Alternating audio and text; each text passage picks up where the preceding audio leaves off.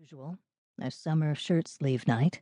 The eddying air was city-smelling, flavored by watered lawns, exhaust, flowers.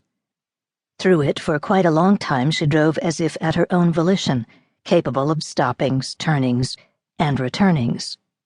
Yet she went as mindlessly as a plane on automatic pilot, and through a traffic pattern as compulsive as the structure of atoms. Her mind was clenched like a fist.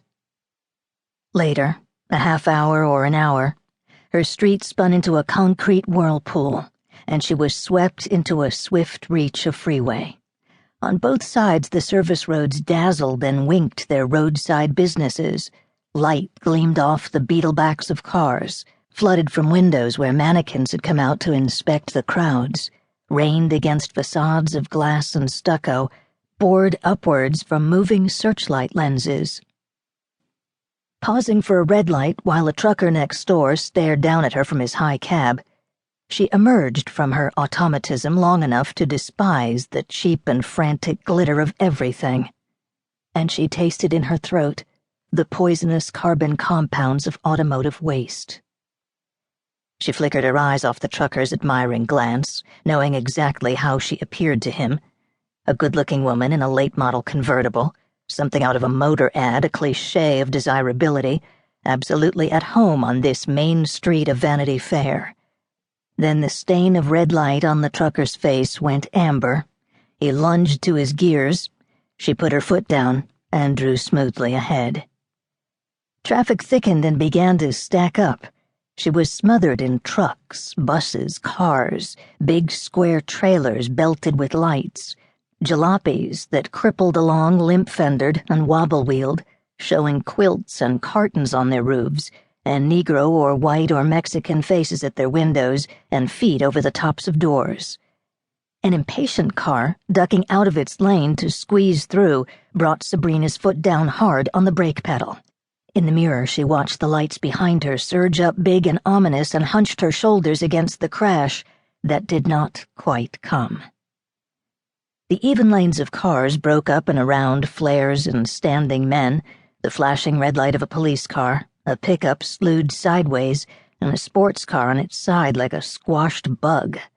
The wreck held her attention only while she was easing past it. Then the delayed traffic leaped out, but not fast enough to free her. Cruising behind a car that refused to speed up or move over, Sabrina edged over the double line. An opposing driver rode his horn, lights glared, horn howled, and was gone, leaving her chased back into the dazzled dark of her own lane. Toad, she said. She might have admitted the justice of his protest, but she despised people who used their horns. Again, she sneaked over the double line, this time saw room and whipped out to pass. More lights were coming. The driver she was passing increased his speed, risking a wreck to teach her a lesson. But her foot was down on more than 300 horses. She lifted and poured by, cutting the passed car short to teach him a lesson. The hollow night filled with the whish and thud of the passing projectile. Sabrina lightened her foot, and with her lane clear for 200 yards ahead, settled back down to 70. She was coming onto the grapevine, or what had been called the grapevine in her childhood. Now it looped through the hills 6 lanes wide, its curves softened and its grades evened out, and only trucks or buses recognized it at all. They were already getting over into the slow lane, beginning to labor, shifting down, one and then another, a succession of concussions of collapsed air. The white-lined highway curved away under planed cuts above the shadows of filled ravines. She was winked at by the constant eyes of the crash fence. The horizon humped up into hills, and the stars gathered and came closer.